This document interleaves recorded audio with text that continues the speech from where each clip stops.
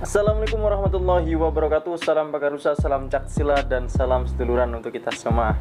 Oke dulur-dulur semua, berjumpa lagi dengan saya tetap di Arfan Channel. Dan alhamdulillah ya dulur-dulur ya, kita berusaha berjumpa lagi.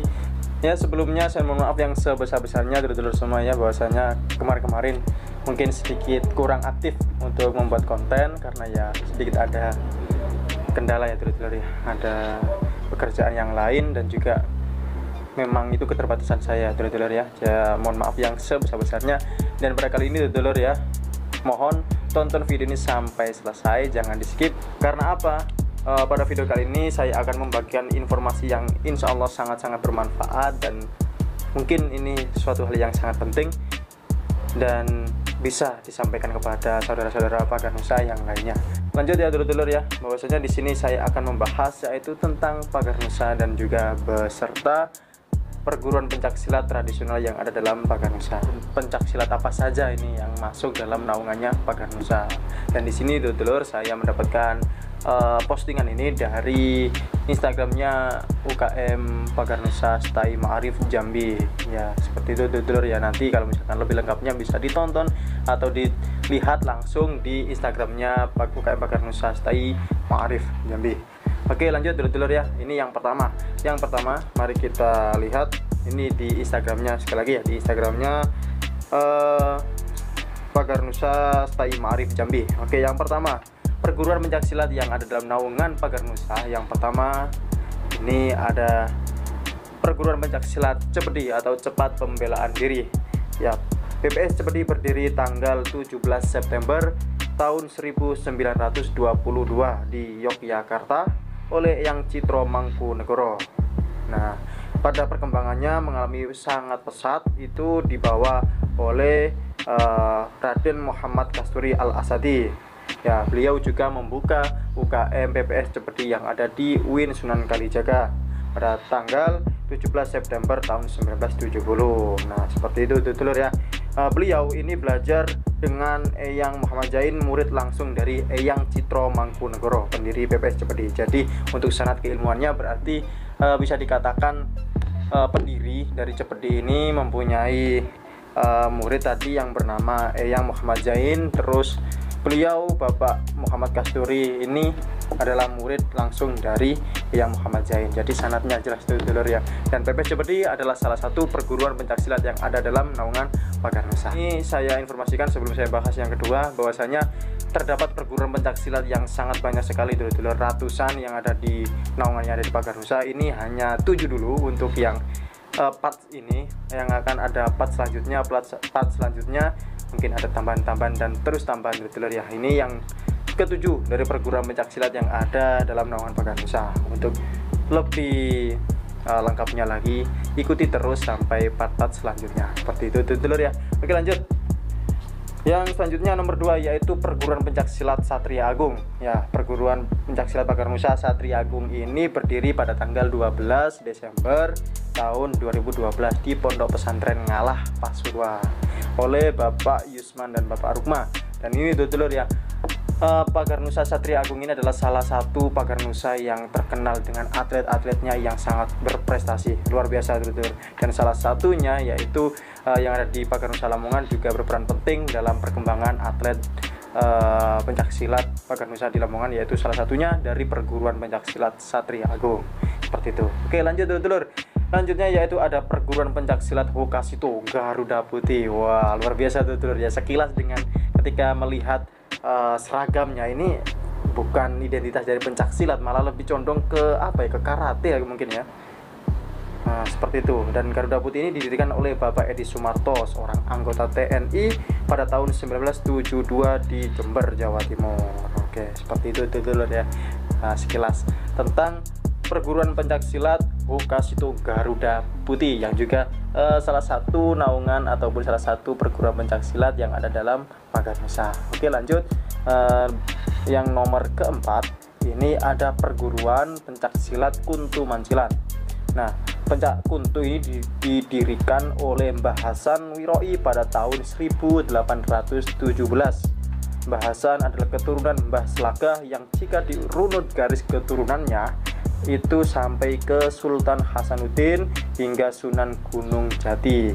Dan ini dulur ya, nama Kuntu ini yang mempunyai arti bangkit, dan ini sesuai dengan apa yang saya ketahui dulur ya.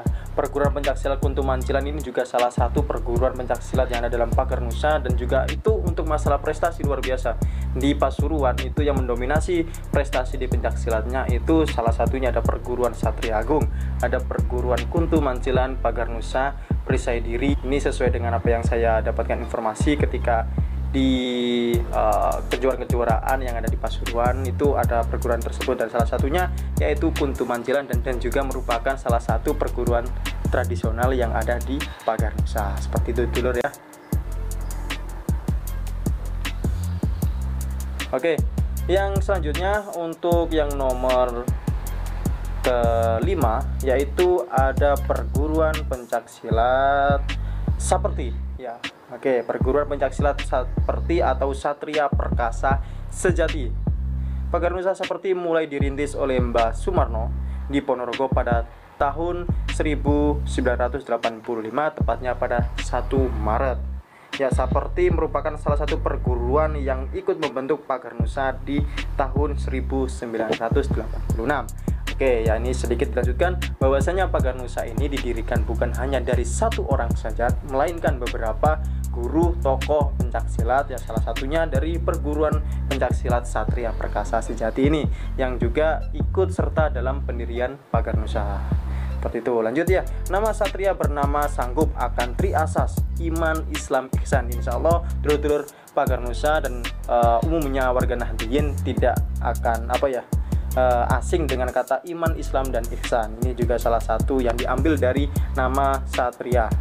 Oke, seperti itu dulur ya. Lanjut, Satria juga bermakna mendidik anak-anak menjadi manusia yang berakhlakul karimah. Buat apa ketika kita berilmu, mempunyai ilmu bela diri yang luar biasa, kalau dikatakan jagoan lah seorang jawara, tapi tidak mempunyai akhlakul karimah, itu tidak akan berarti apa-apa.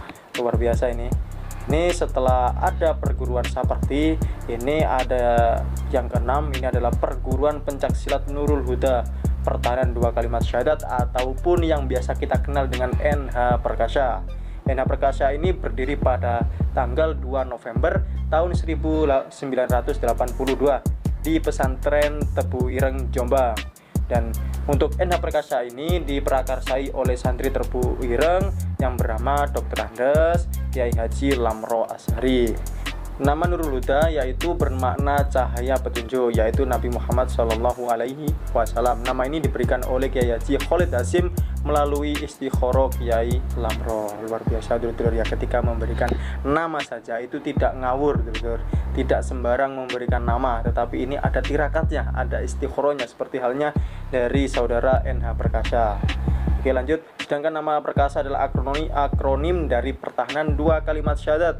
Nama ini diberikan oleh Kiai Lamro sendiri yang masih sangat erat kaitannya dengan perguruan bela diri Bahtara Perkasa di Ponorogo. Jadi NH Perkasa ini bisa dikatakan ada hubungan yang spesial ya dulur ya, ada yang hubungan yang lebih dengan perguruan Bahtara Perkasa di Ponorogo. Mungkin ini sesama guru besarnya ini mungkin satu guru dulunya ataupun seperti apa, saya kurang tahu.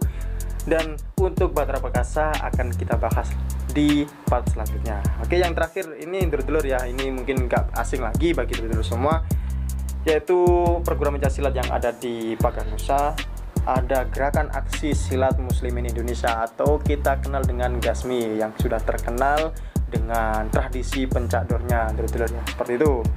GASMI ini didirikan di Pondok Pesantren Lirboyo Kediri. Pas sesuai dengan pengetahuan ataupun pernah sharing-sharing dengan dulur-dulur GASMI yang lainnya, itu bahwasanya pada tanggal 11 Januari 1966 itu adalah peresmian ataupun jadinya GASMI. Tetapi untuk cikal bakalnya GASMI ini terbentuk karena pencaksilat dulu itu di Pondok Pesantren Lirboyo Kediri ini sudah ada, tetapi masih belum diberi nama. Itu waktu dibawa oleh Kiai Haji Manaf Abdul Karim ataupun Mbah Manaf, dan akhirnya pada tahun 1966 itu diresmikan ataupun dilegalkan oleh Gus Masum. Mungkin itu dulu dulur ya video pada part kali ini. Semoga ini bisa bermanfaat, dan ini merupakan pengetahuan yang baru bagi saya sendiri bahwasanya Ternyata memang di Pagar Nusa ini luar biasa banyaknya, luar biasa beragamnya.